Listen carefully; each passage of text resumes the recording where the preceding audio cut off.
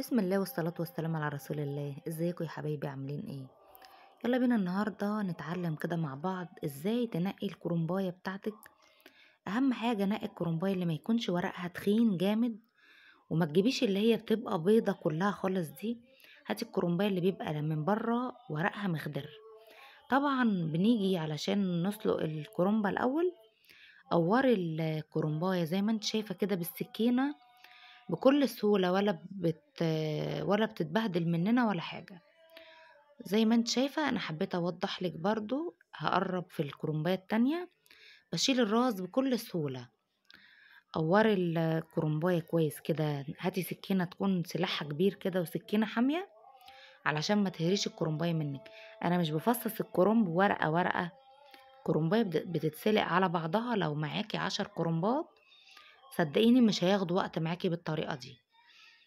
زي ما انت شايفة بكل سهولة اهو راس الكرنباية بتطلع، وبنقورها بالطريقة دي ولا بتتهري ولا حاجة.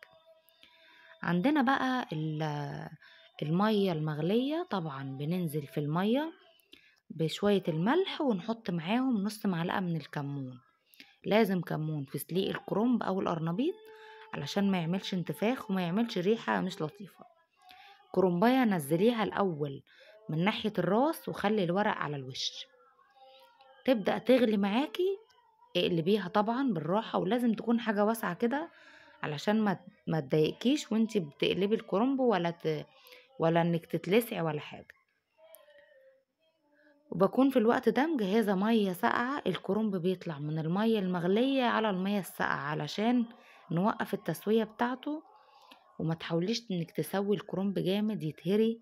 اما يجي كمان نحشيه ونسويه تاني تلاقيه بقى طري كده ومش كويس، بيبقى معجن.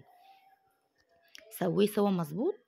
زي ما انت شايفة خد كام دقيقة. تيجي تسلكي ورق الكرنب ورقة بورقة بتسلك بكل سهولة بقى، ولا فصصناه وهو ناشف. طبعا احنا عارفين لو جيتي تسلكي ورقة ورقة وهو ناشف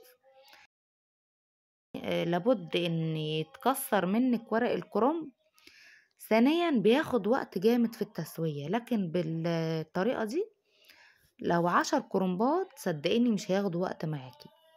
زي ما قلتلك بتطلعي الورق من المية المغلية على المية الساقعة، ومن المية الساقعة على المصفى على طول.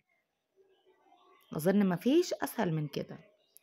زي ما انت شايفة اهو انا ببرده كويس. لازم تبرديه علشان توقفي تسويته ما تلاقيش الورق يتهري منك. خلص بقى الكمية بتاعتنا كلها ونيجي بقى لمرحلة التقطيع. انا بحب اسلق كام ورقة خضرة كده لان انا بحب الورقة الخضرة، بحبها قوي في الاكل. التقطيع اهو مفيش اسهل من كده. على ايديكي بقى، ولا الرخامة ولا الكلام ده. وحاولي تظبطي ايدك. خلي كل ورقة قد بعضها. كل الورق يبقى قد بعضه، تلاقي في النهاية حلة المحشي الصوابع كلها قد بعض. وان شاء الله في فيديو قريب هوريك ازاي نخزن ورق الكرنب للي عايز يفرزه.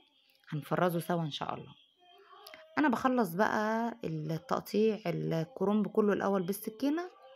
بعدين نيجي بقى زي ما انت شايفة كده اهو. حاولي تقطعي ورقة ورقة على قد الصباع، على قد ما انت ما بتبقي حابة الصباع. خلصي كرنب تقطيع كله وبعدين نحشيه. انا النهاردة كده اتمنى اكون فدتكم. انا قلت كل المعلومات. الفيديو اللي بعده هنعمل بقى مع بعض حلة المحشي. ما تنسوش تستنوا الفيديو التاني. بحبكم في الله، والسلام عليكم ورحمة الله وبركاته.